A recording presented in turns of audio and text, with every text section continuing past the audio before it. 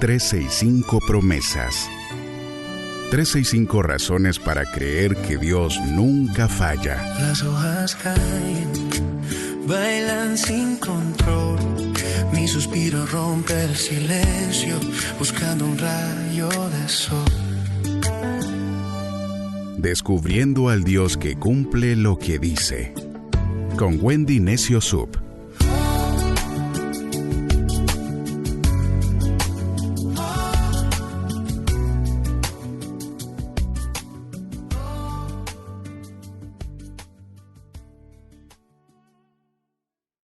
...9 de mayo, promesa 129.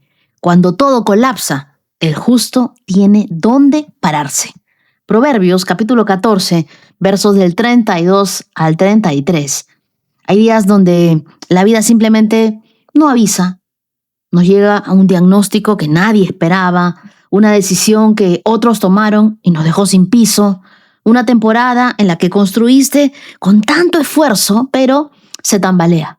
En medio de eso, una pregunta recorre tu mente, como un susurro que no para. ¿Hay algo que de verdad no se pueda destruir? Hoy Proverbios nos lleva a esa pregunta, y la respuesta que da no es sentimental, tampoco es una frase bonita para una historia, es una verdad con raíces profundas en la justicia de Dios.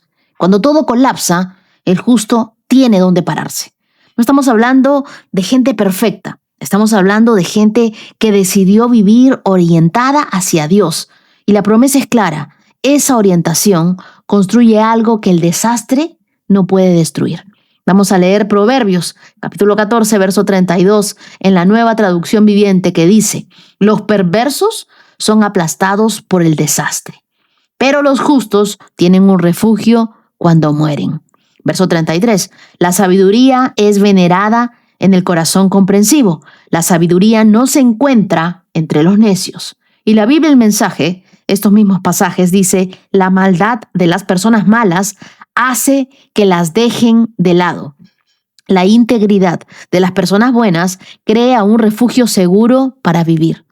La señora sabiduría se siente en la casa cuando está en un corazón comprensivo. Los necios no llegan ni siquiera a saludarla. Ahora, Dios no promete que no habrá desastre. Él promete que el justo tiene un refugio dentro de él. Proverbios tiene un tipo de escritura que no busca contar una historia, sino enseñar a vivir y a vivir bien.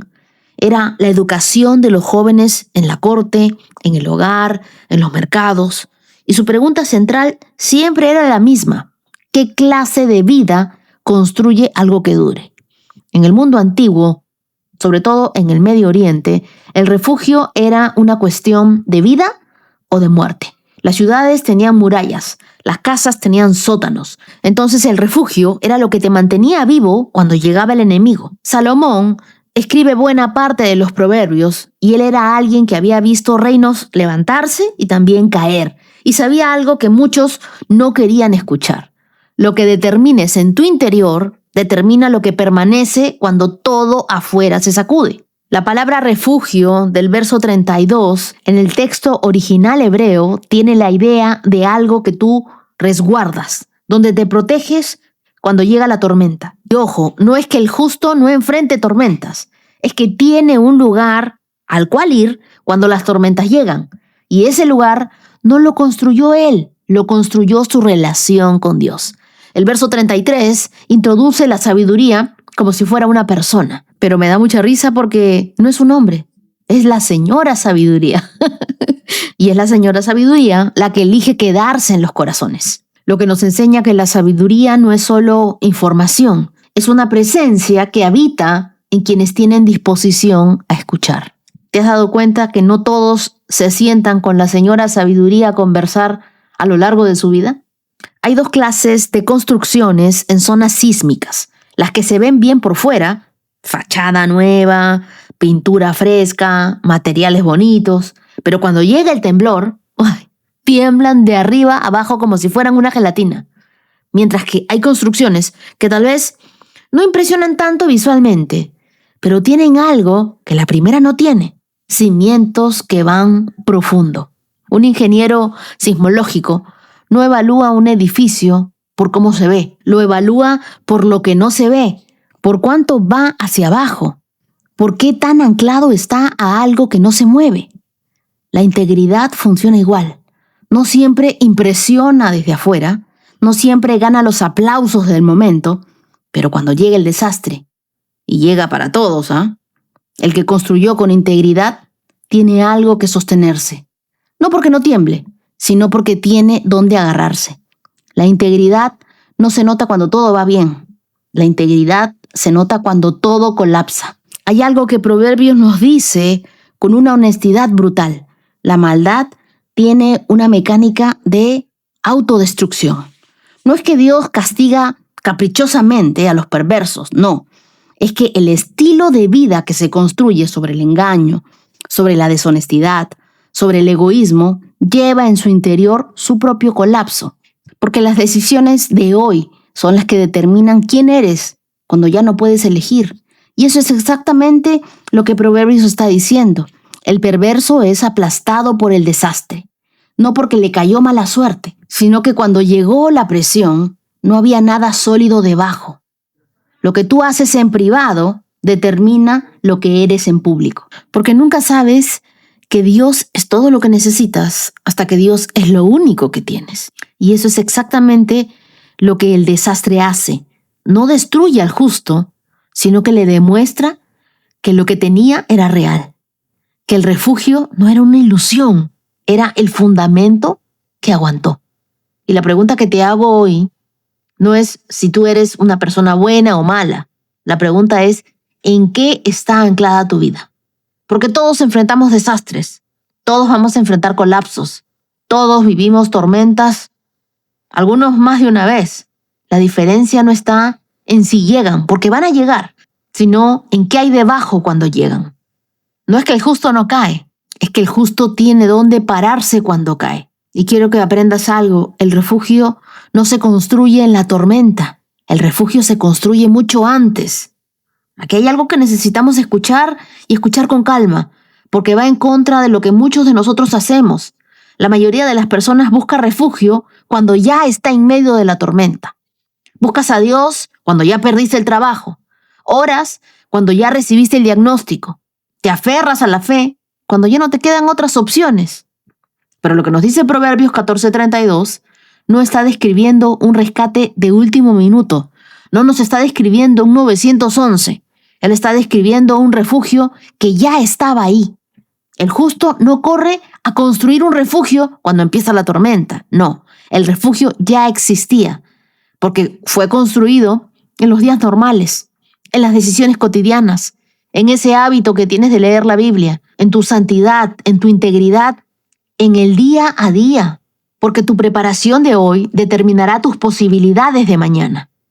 El refugio que el justo tiene cuando muere, cuando llega lo final, lo irrevocable, es el refugio que construyó mientras vivías. ¿Qué estás construyendo tú hoy en los días tranquilos? ¿Qué clase de vida estás edificando en las pequeñas decisiones, en la honestidad que nadie mira, en la integridad cuando no hay aplausos? El refugio no se improvisa en la tormenta, porque ¿sabes qué? En la tormenta tú no puedes ver bien.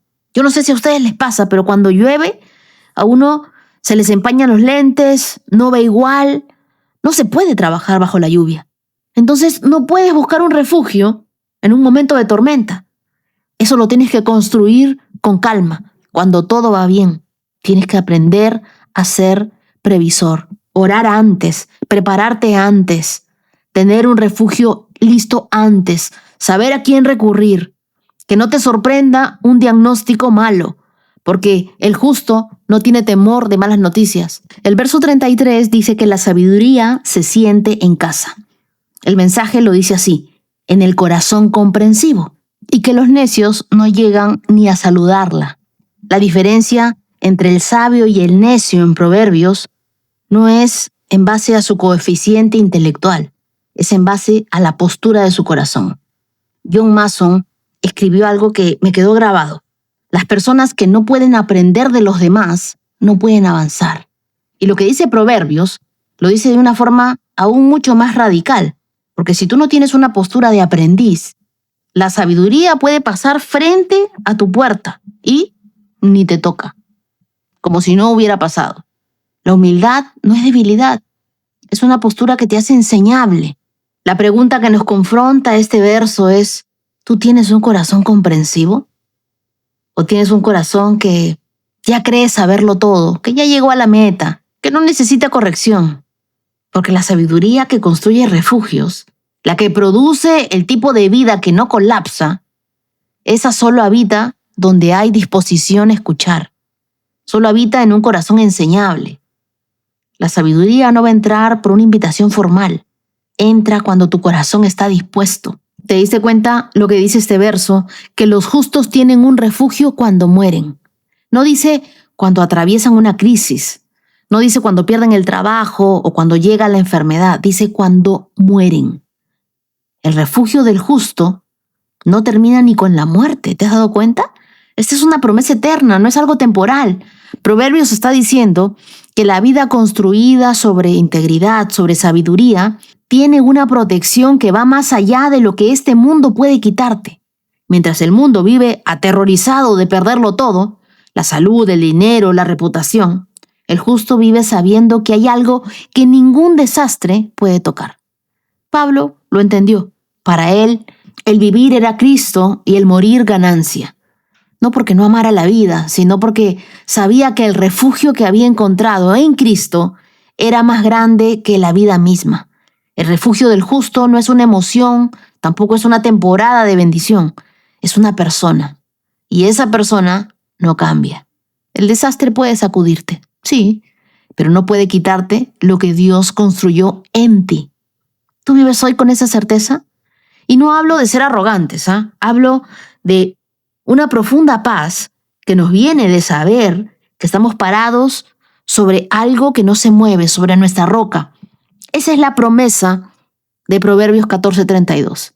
No que la vida será fácil, porque fácil no es, sino que cuando llegue lo más difícil, incluso lo final, tú tendrás donde estar, tú tendrás un refugio. Reflexionemos hoy. ¿Estamos teniendo un corazón comprensivo, abierto, dispuesto, enseñable?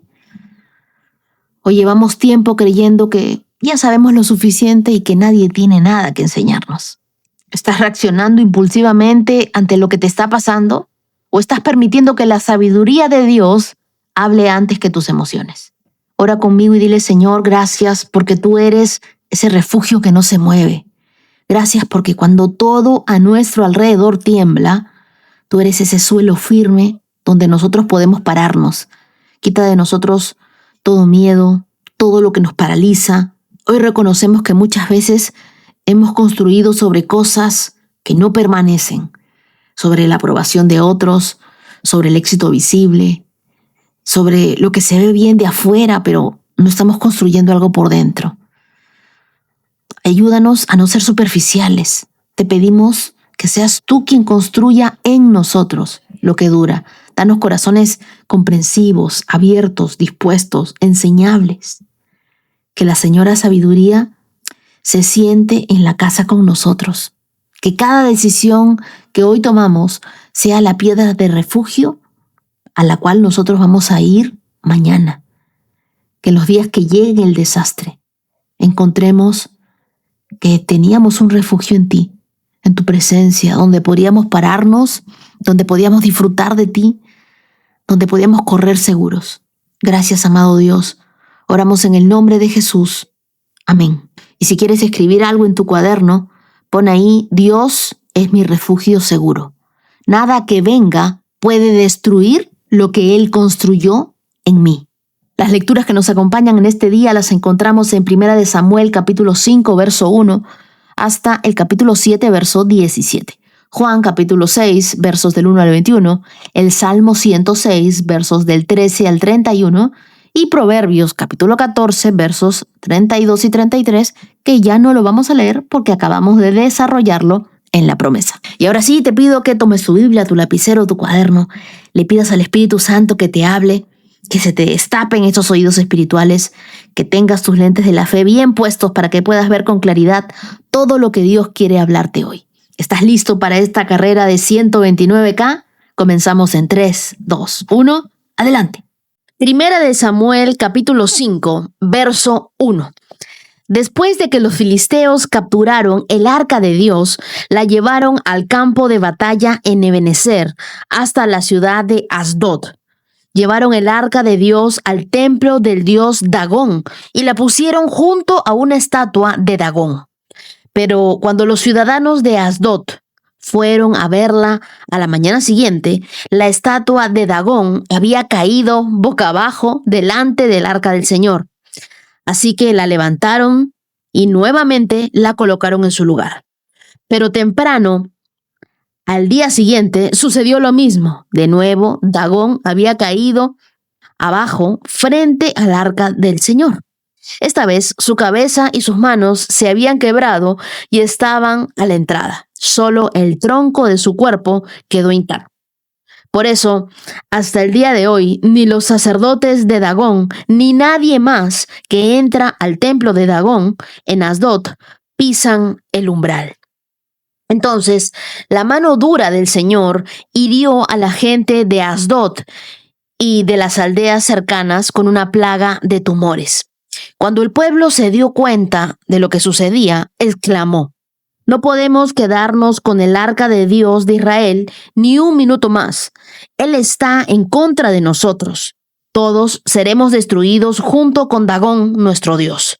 De modo que convocaron a los gobernantes de las ciudades filisteas y les preguntaron: «¿Qué debemos hacer con el arca del Dios de Israel?».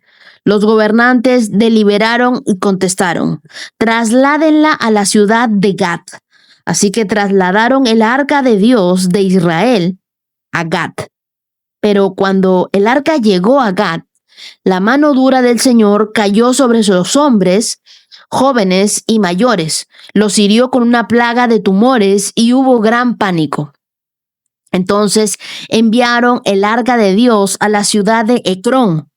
Pero cuando los habitantes de Ecrón vieron que se acercaba, clamaron: «Traen el arca del Dios de Israel a nuestra ciudad para matarnos a nosotros también». Entonces el pueblo volvió a llamar a los gobernantes filisteos y les suplicó: «Por favor, regresen el arca del Dios de Israel a su propio país, o nos matará a todos». Pues ya había comenzado la plaga mortal enviada por Dios, y un gran temor se apoderaba del pueblo. Los que no morían sufrían de tumores y el clamor del pueblo ascendió al cielo.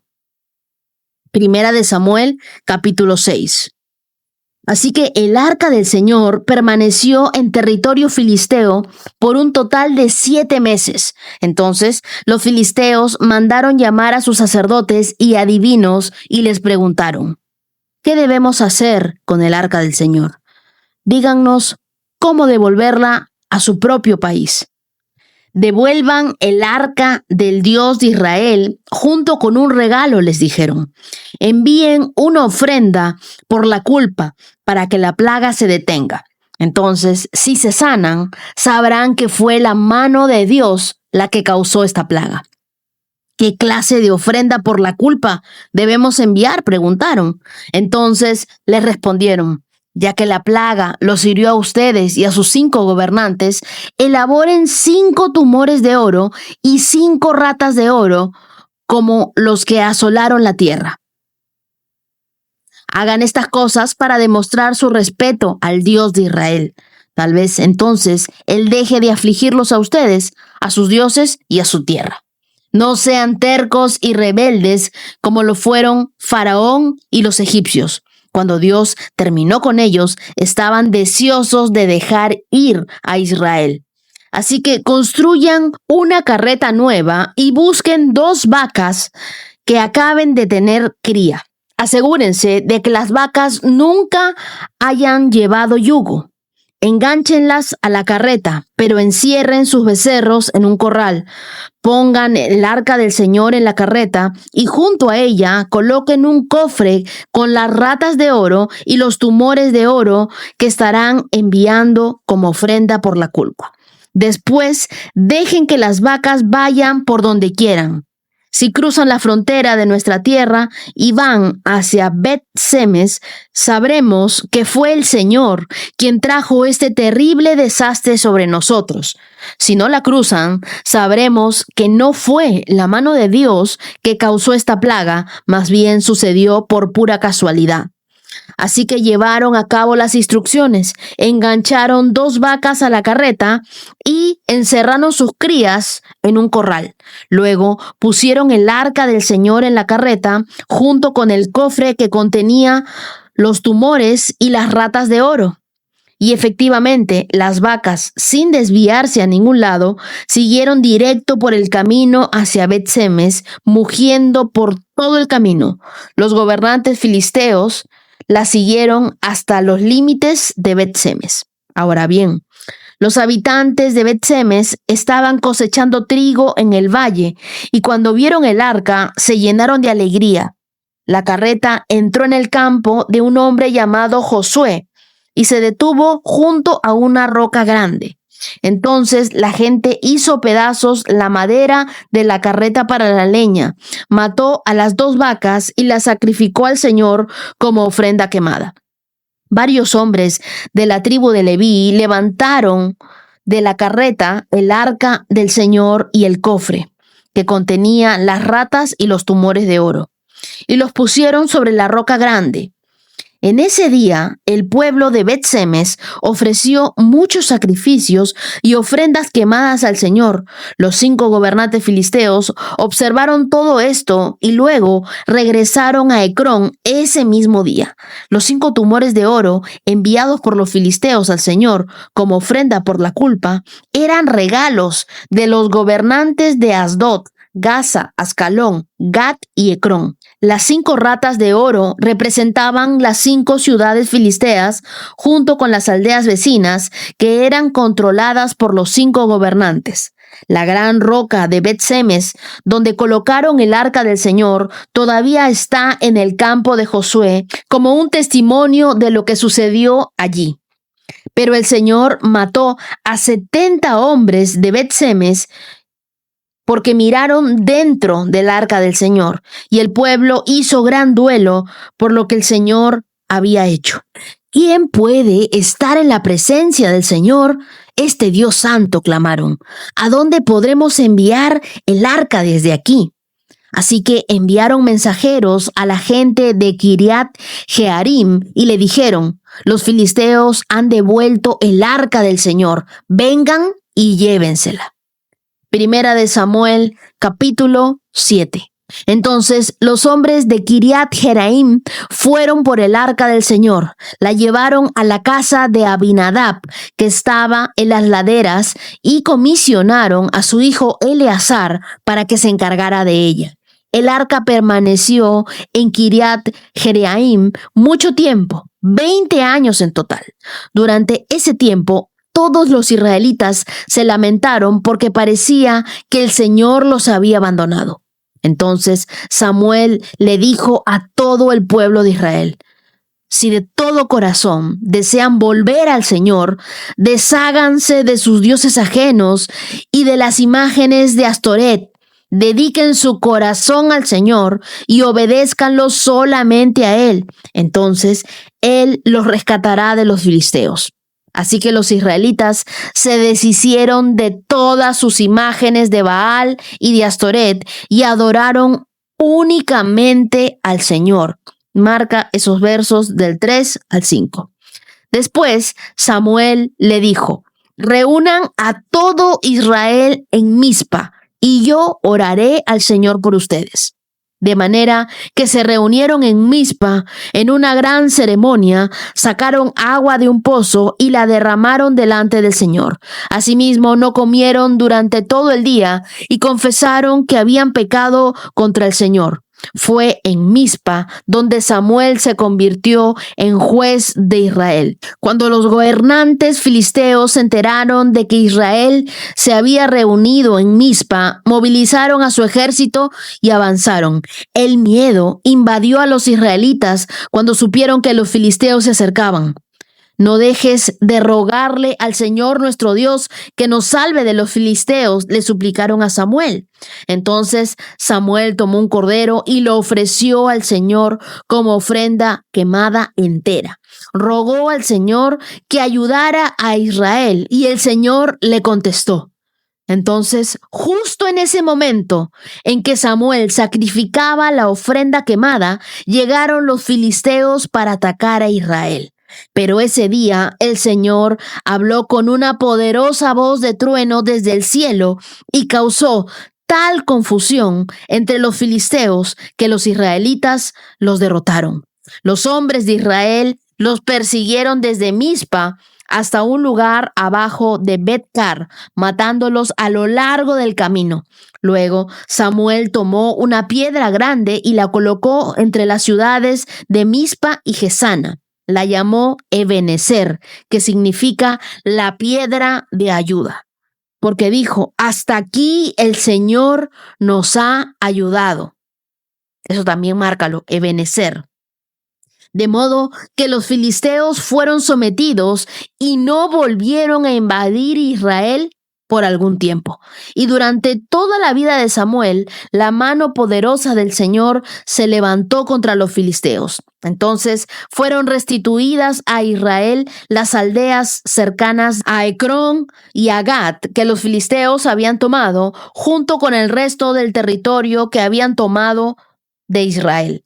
Y en esos días hubo paz entre los israelitas y los amorreos. Samuel continuó como juez de Israel por el resto de su vida.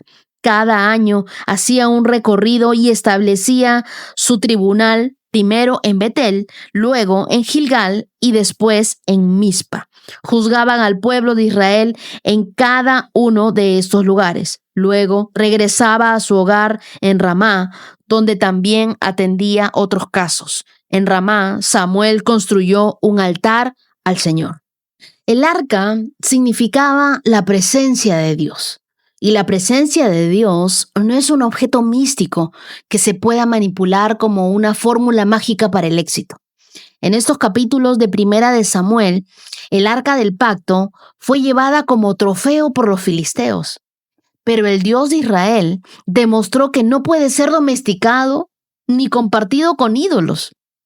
Este texto nos recuerda que la gloria de Dios incomoda al orgullo humano y que su santidad demanda una respuesta, rendición o juicio. Tras la derrota de Israel en manos de los filisteos, el arca de Dios es capturada. Y es lo que nos dice la Biblia en Primera de Samuel, capítulo 4, verso 11. Y es llevada a Asdod, a la casa del dios con D minúscula, Dagón, el dios principal de los filisteos. Dagón cae rostro en tierra frente al arca, nos dice Primera de Samuel 5:3. Y al día siguiente es hallado sin cabeza y sin manos. Yo pienso que ellos de repente no se dieron cuenta, pero la gloria de Dios no puede convivir con ídolos. Su presencia no es un símbolo. Los filisteos la trataron como un objeto sagrado más, pero terminaron experimentando plagas, terror, hemorroides, confusión, tumores, destrucción, hasta devolverla 7 meses después. ¿Qué aprendemos de esto entonces? Dagón había caído boca abajo delante del arca del Señor y Dagón representa todo lo que hoy compite con Dios. El ego, el dinero, la fama, el control. Y Dios no comparte su gloria con nadie. La caída de Dagón es una advertencia. Nada que se exalte por encima de Dios quedará en pie. Si hay algo en tu vida que no puede rendirse ante Dios, entonces no es una bendición, es competencia. Tenemos que tener mucho cuidado qué ídolos nosotros estamos levantando en nuestras vidas. ¿Tú te acuerdas de el episodio del joven rico al cual Dios le pidió que vendiera todo y lo siguiera? Y la Biblia nos dice que él no pudo seguir a Dios porque tenía y amaba mucho sus posesiones. Es como tratar de intentar usar un celular con 2 sistemas operativos a la vez. Todo colapsa, ¿verdad? Dios no puede ser uno más en nuestra estructura. Dios quiere ser el centro de nuestras vidas. Pídele a Dios que vuelva a ocupar el trono de tu vida, el trono de tu corazón.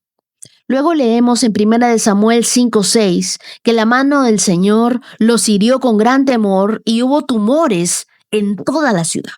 Los filisteos pensaron que habían capturado a Dios, pero en realidad habían invitado a su juicio. Y esa es una advertencia para los que usan lo sagrado con ligereza, porque no se puede llevar la presencia de Dios como un adorno sin sufrir las consecuencias. No se puede servir a Dios en una plataforma, cantando, liderando y manteniendo una doble vida. Cuando tú trivializas la presencia de Dios, cuando tú tomas en menos y sin temor de Dios su presencia, estás invitando al juicio de Dios. Mientras que cuando tú honras la presencia de Dios, atraes el favor de Dios. Te pido que evalúes tus prácticas espirituales. ¿Estás acercándote a Dios para usarlo solamente para pedirle algo o para rendirte delante de Él? Mira que los filisteos comenzaron a hacer todo mal, de mal en peor. 1 Samuel capítulo 6, verso 2 dice que los filisteos convocaron a sus sacerdotes y adivinos. Y aunque Israel no fue a rescatar el arca, Dios no necesita ser defendido. Él se defiende solo. El arca fue devuelta por el enemigo y llevada en un carro tirado por vacas recién paridas que milagrosamente caminaron directo a Bet-Semes. ¿Qué nos enseña esto? Que Dios no necesita que lo hagas quedar bien, solo que lo pongas en el lugar que le corresponde. Querido amigo, deja que tus frutos hablen más fuerte que tus argumentos. A veces Dios se glorifica más en tu paciencia que en tu defensa. 1 Samuel capítulo 6, verso 19 dice que Dios hirió a los hombres de Bet-Semes porque miraron dentro del arca. Aún el pueblo de Dios cayó en ligereza. Mirar dentro del arca estaba prohibido. Yo creo que es allí que nació la frase, la curiosidad mató al gato. Amigos, la curiosidad puede costarnos la comunión con Dios cuando nos olvidamos de guardar respeto a su santidad.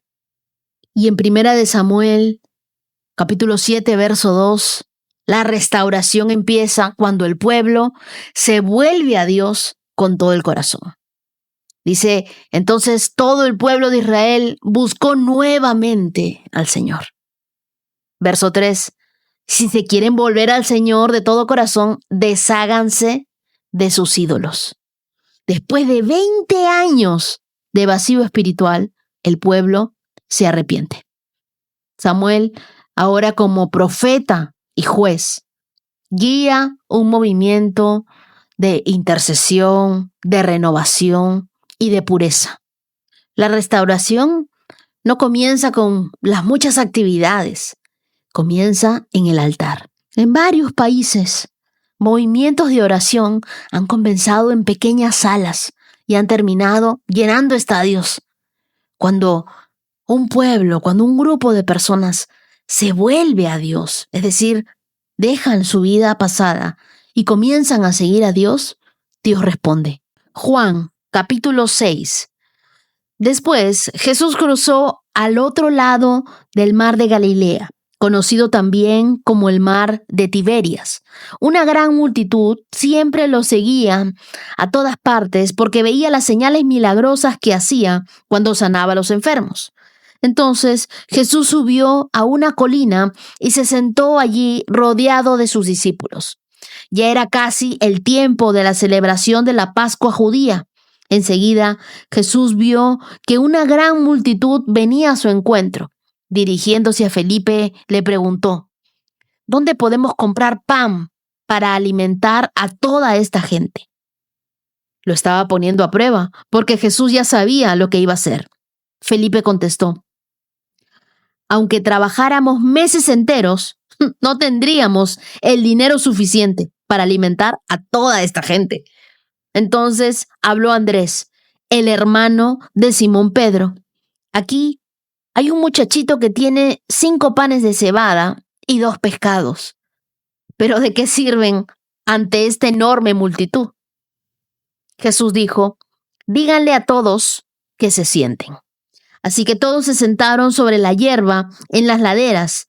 Solo contando a los hombres, sumaban alrededor de 5,000.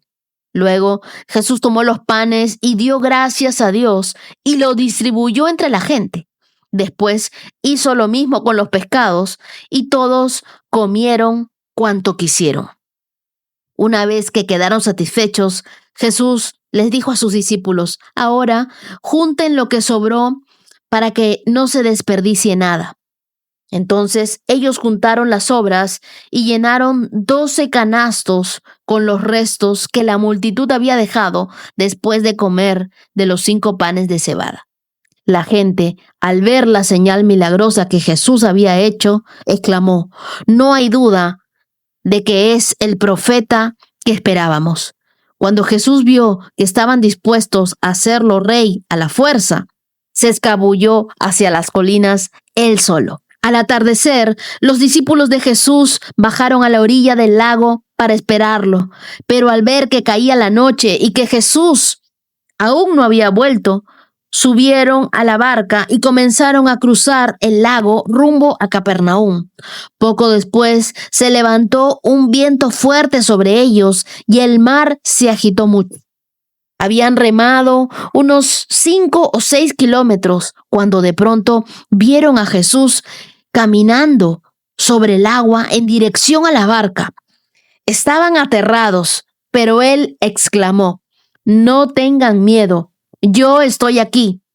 Entonces lo recibieron con entusiasmo en la barca y enseguida llegaron a su destino. En este pasaje vemos 2 milagros poderosos de Jesús. La multiplicación de los panes y Jesús caminando sobre el agua. Ambas escenas tienen un mensaje profundo en común. Cuando ya no hay nada más que hacer humanamente, Jesús no se limita por lo que falta. Él obra con lo que hay. Juan capítulo 6, verso 5 dice, ¿dónde podemos comprar pan para alimentar a toda esta gente? Esa es la pregunta humana. Jesús ya sabía lo que iba a hacer, pero nos invita a reconocer la necesidad para luego mostrarnos el milagro. Este evento ocurre poco antes de la Pascua.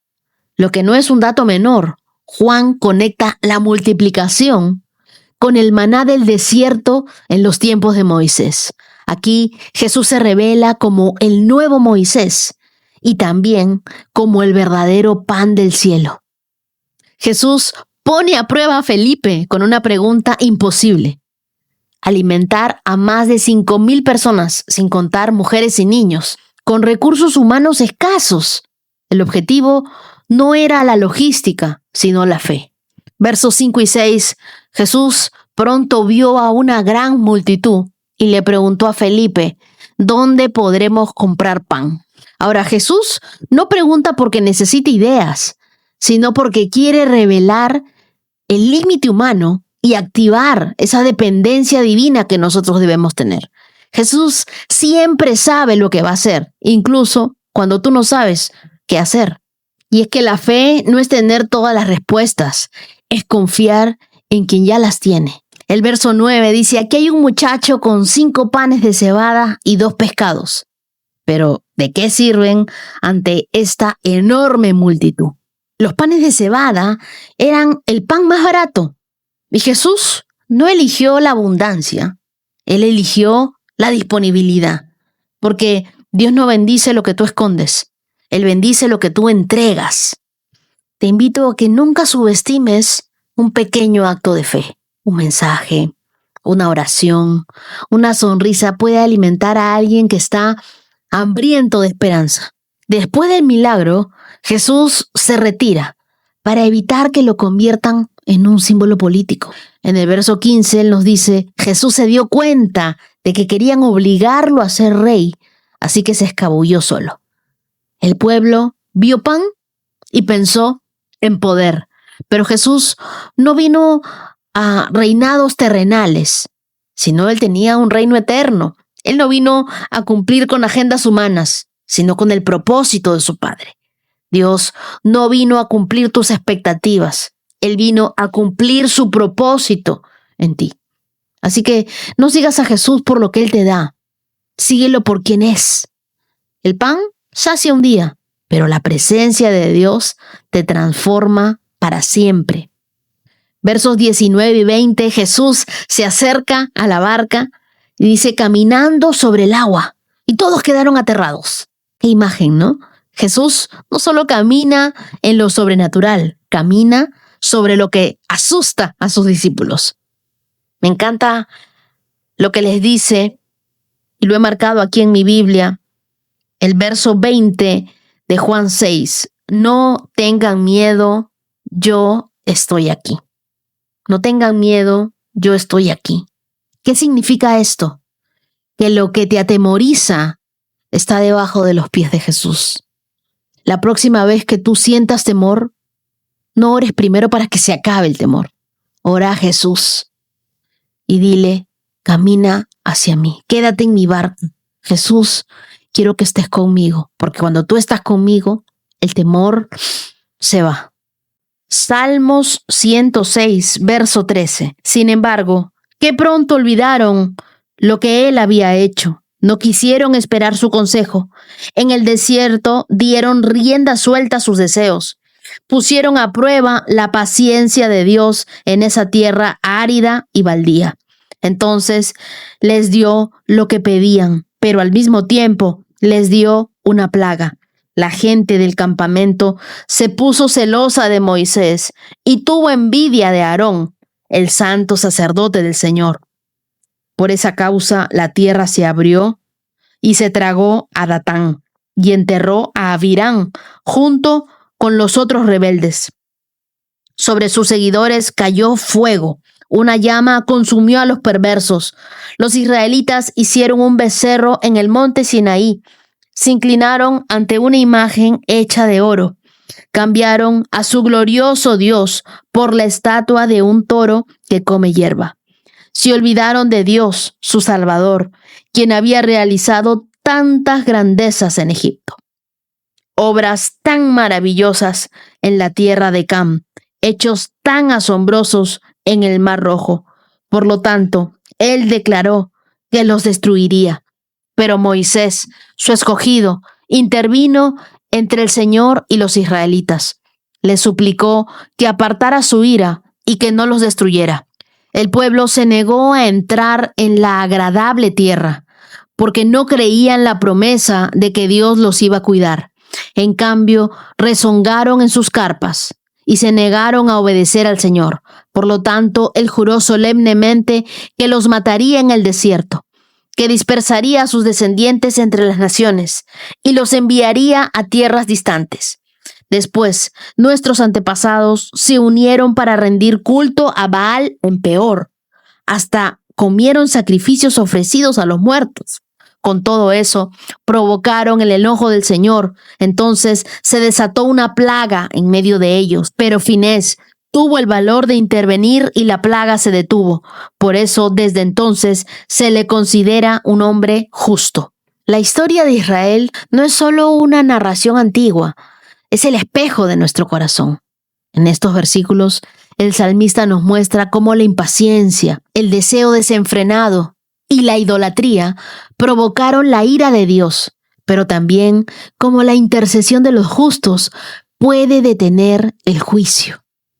El pueblo, que fue testigo del poder de Dios, olvidó sus maravillas y cambió su gloria por ídolos pasajeros. Verso 13 dice, sin embargo, pronto olvidaron lo que Él había hecho y no esperaron a recibir sus instrucciones. Este versículo es la raíz del desorden espiritual que sigue. Cuando no sabemos esperar en Dios, corremos hacia lo que nos destruye. El Salmo 106 recapitula varios eventos claves de Éxodo, ¿no? Cosas que nosotros ya hemos leído. Versos 13 y 15, el pueblo se impacienta y desea con ansias lo que no debía tener. evocando Números capítulo 11. Versos 16 y 18 nos hablan sobre la rebelión contra Moisés y Aarón, que leímos en Números 16, donde Coré y sus seguidores son tragados por la tierra. Versos 19 y 23 nos hablan del becerro de oro, lo que nosotros leímos en Éxodo 32, una de las traiciones más graves a la gloria de Dios. Y por último, versos del 28 al 31 nos hablan de la idolatría con Baal Peor y el juicio detenido por la intercesión de Finés, que nosotros lo leímos en Números capítulo 25. Cada uno de estos episodios es un registro del corazón humano que no sabe esperar y que desea lo que Dios no ha dado y que corre a ídolos cuando Dios se demora en responder. Verso 13 dice: no esperaron recibir mis instrucciones. Y aquí lo único que veo es una impaciencia espiritual. Israel no esperó y terminó deseando lo prohibido. Yo sé que la espera duele, pero el arrepentimiento duele más. Durante tiempos de espera, escribe lo que Dios ya hizo, porque siempre la gratitud activa la paciencia. Verso 15 dice: les dio lo que pidieron, pero envió una plaga junto con ello. Y este es uno de los versículos más aterradores del Salmo. A veces Dios permite lo que pedimos fuera de su voluntad para que veamos que no todo lo que nosotros deseamos es una bendición. ¿Qué te quiero decir con esto? Que no todo lo permitido es bueno y no todo lo bueno es lo que Dios quiere para ti. Es como cuando un niño que insiste en comer algo que lo enfermará, hasta que lo prueba y entiende por qué el padre decía que no. Yo creo que ahí estamos nosotros con las relaciones tóxicas muchas veces, ¿no? Pensamos que estamos en la perfecta voluntad de Dios, pero solo estamos en la voluntad permisiva de Dios. Dios lo ha permitido, pero no quiere decir que eso sea su voluntad. Y por último, el verso 20 que dice: cambiaron su glorioso Dios por la estatua de un buey que come pasto. Y esto me hace acordar lo que acabamos de leer hace poquito en Primera de Samuel. Es una ironía intencional. Cambiaron al Creador por una criatura. Un ídolo no es solo una figura de oro, es todo aquello que toma el lugar que solo Dios debe ocupar. Tu ídolo es aquello por lo que tú desobedecerías a Dios. ¿Qué está ocupando más espacio que Dios en tus decisiones, emociones, en tu tiempo? Y así llegamos a nuestros 129K. Check. Y ahora quiero compartirte el testimonio de un gran amigo, Rafael Ángel. Cuando pequeñito, muy rechazado por la familia, y yo me daba a rechazar por lo amargado, engreído, déspota, egoísta. Creí que teniendo títulos y siendo buen hijo, iba a figurar en el reino. Y al dar el diezmo como migaja. Luego tuve 3 hijos y los idolatré. Creía que iba a ser el supremo por encima de mucha gente con sus logros. Emigramos. Tuve que abandonarlos para poder trabajar. El mayor me cayó en drogas, pero en ese mismo momento yo tenía una necesidad de buscar de Dios. Y en un abrir y cerrar de ojos abandoné todo y serví a la iglesia, serví a Dios. Y Dios me bendijo con un milagro de un trabajo que muchos acá anhelan. Mi hijo ha pasado por diferentes procesos y diferentes situaciones que es para que estuviera muerto. Hoy se cumplen 24 horas de tener libertad luego de 90 días. No fue deportado. No teníamos cómo pagar abogado. No teníamos cómo asumir una fianza. Y el juez revisó el caso, lo aprobó, liberado. Mas, sin embargo, pareciera que el remedio fuera peor que la enfermedad, porque la actitud de él no rendida a Cristo da temor que algo más grave pueda suceder. Más sin embargo, en conversación con la familia concluyo, por cada situación que hemos pasado, hemos tenido un nivel de cercanía con Dios. Y esta no es la excepción. Estamos más fortalecidos y lo podemos asumir con Cristo. Él es el que nos fortalece y es en Él que todo obra para bien si somos obedientes a su palabra. Y solamente estoy confiando en Dios, que esta nueva etapa sea para exaltar el nombre de Cristo. Gracias por haberme acompañado no en este año, en el anterior y en un aproximado de 6 años escuchando a Wendy. Querido Angelito, gracias por abrir tu corazón. Gracias por decirlo así, sin filtros. Yo sé que tú en tu corazón tienes mucha gratitud y esperanza en el Señor. Quiero decirte algo, Dios ya comenzó la obra y no la ha terminado. Que tu hijo haya salido de la cárcel es una puerta de misericordia. Y que ahora sigamos orando para que Cristo lo saque también de la cárcel interior en la que él está, en adicciones, en manipulación, en rebeldía. Yo creo que tú vas a ver el fruto y la recompensa de tu trabajo, de tu oración, de todo lo que has servido al Señor en la vida de tu hijo. Yo sé que como padre necesitas amar con firmeza y la misericordia no significa permitir destrucción. Tú puedes poner límites claros, cuidar tu casa, proteger a tu familia, seguir orando sin cargar una culpa que no te corresponde. Tu hijo necesita a Dios en su vida, pero también necesita límites, necesita ayuda profesional y también vivir de las propias consecuencias de todos sus actos. La Biblia dice en Juan 8:36, así que si el Hijo los hace libres, ustedes son verdaderamente libres. Rafael, yo oro para que esa libertad llegue completa, que Dios te dé sabiduría para actuar, paz para decidir, te dé fortaleza para no rendirte. Tu familia no está sola. Dios sigue escribiendo esta historia. Gracias por acompañarme durante todos estos años. Tu familia y tú tienen un lugar muy especial en mis oraciones, querido amigo. Y ahora los invito a escuchar el testimonio de una íntima desde Honduras. Ella es Marisol Sosa, desde San Pedro de Sula. Bendecida comunidad. Gracias, Wendy. De antemano te doy gracias por ser ese instrumento de Dios que has traído una palabra, un plato fuerte para nuestro espíritu, nuestra alma. Que el Señor te siga bendiciendo. Wendy, en el mes de marzo, nosotros pasamos un proceso en familia. A mi mamá le diagnosticaron neumonía. Ella decía que se sentía mal un poquito, pero que podía. Pues tocó llevarla de emergencia ya entonces a una clínica privada.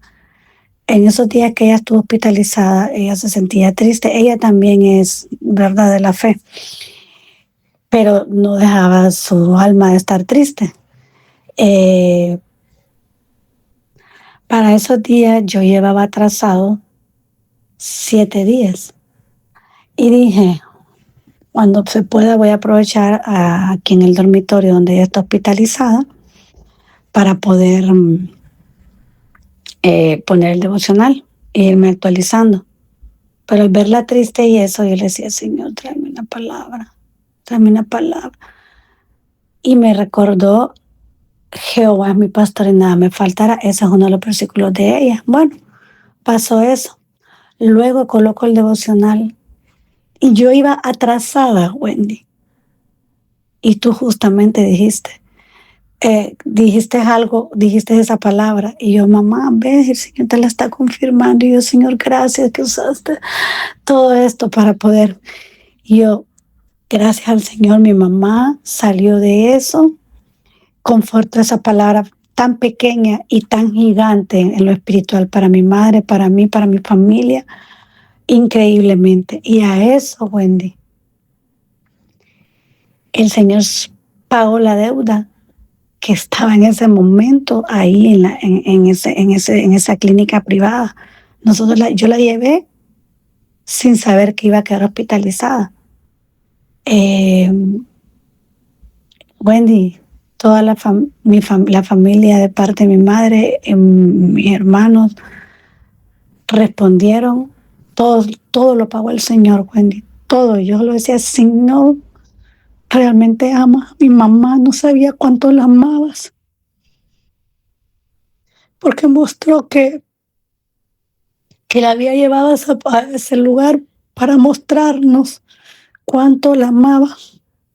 Es el día todavía, Wendy, y aún mi mamá sigue sustentada por todos los familiares.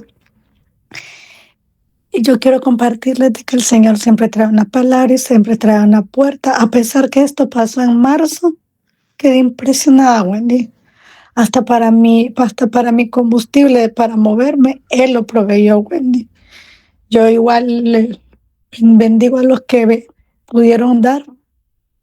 Y sobre todo a ti que pudiste, que nos has llenado como familia, porque mi hermana es la que me envió tu podcast hace casi un año. Y ha sido de bastante ayuda. Aún faltan más cosas, Wendy, pero vamos ahí.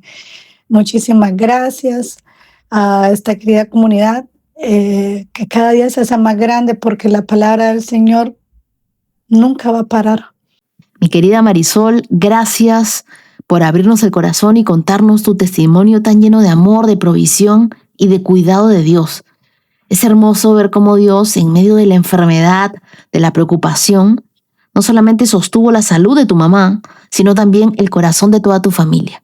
A veces nosotros pensamos que solo Dios obra en grandes milagros, pero Él también se revela en una palabra exacta, en la cama de un hospital, en una deuda pagada inesperadamente y en familiares que aparecen para sostenernos. Me conmovió mucho cuando dijiste que Dios permitió todo eso para mostrarles cuánto amaban a su mamá y cuánto Él mismo la amaba. Porque muchas veces en medio de las pruebas, Dios nos recuerda que nosotros no estamos solos. Y qué hermosa es esa palabra del Salmo 23. Él es nuestro pastor y nada nos faltará. Llegó justo en el momento indicado. Eso hace Dios. Él confirma palabras, Él abraza, Él fortalece. Ahora quiero regalarte Hechos capítulo 16, verso 31, que dice: cree en el Señor Jesús y serás salvo junto con todos los de tu casa. Yo sé que el Señor no solamente ha estado contigo proveyendo para tu mamá, sino también trayendo salvación a tu casa. Marisol, sigue aferrándote a esa verdad. El mismo Dios que proveyó para la clínica, para el combustible y para cada necesidad de tu familia, seguirá sosteniéndolos en todo lo que viene en adelante. Y gracias por permanecer fiel, aun cuando ibas atrasada. Dios usa tu fe y tu vida más de lo que te imaginas. Y hoy quiero agradecer a los corazones generosos íntimos de esta hermosa comunidad. Muchas gracias a Diana Paz, a Joana Navarrete, a mi querida amiga Andrea Olazábal. Muchas bendiciones para Elsa Muñoz, para mi querida Narcisa Alvarado, para Eva Noriega Lamarque, para Natalia Mareco, para María Nidia Klein, para Marisol Lugo, para Zoila Bonilla, para Jocelyn Caballero, para Gabriela Pérez, para Eric Daniel Zúñiga, para Antonieta Puma. Y a ustedes, queridos, quiero regalarles el Salmo 56, versos del 8 al 11. Dice: tú llevas la cuenta de todas mis angustias y has juntado todas mis lágrimas en tu frasco. Has registrado cada una de ellas en tu libro. Mis enemigos emprenderán la retirada cuando yo clame a ti por ayuda. Una cosa sé, Dios está de mi lado. Alabo a Dios por lo que me ha prometido. Sí, alabo al Señor por lo que me ha prometido. En Dios confío. ¿Por qué habría de tener miedo? ¿Qué pueden hacerme unos simples mortales? En el Señor tenemos confianza absoluta. En Él tenemos resguardo, protección, refugio. Él no solamente escucha nuestras angustias, conoce de nuestras lágrimas, sino que también está interesado en nuestros clamores. Ustedes, queridos, estarán en mis oraciones y quiero que sepan que Dios los escucha. Y no solamente eso, Él está de su lado. Gracias, querida comunidad de íntimos, por acompañarme hasta aquí. Nos vemos el día de mañana con más de la palabra de Dios. Que tengan un día lleno del brillo y de la luz del Señor. Shalom, shalom. Has escuchado 365 Promesas. Síguenos en Facebook e Instagram, @Wendy Necio Sub. Hasta la próxima. Bailan sin control, mi suspiro rompe el silencio, buscando un rayo de sol. Promesa, promesa, promesa que salva. Oh, promesa, promesa, promesa que guía. Promesa, promesa plena en ti.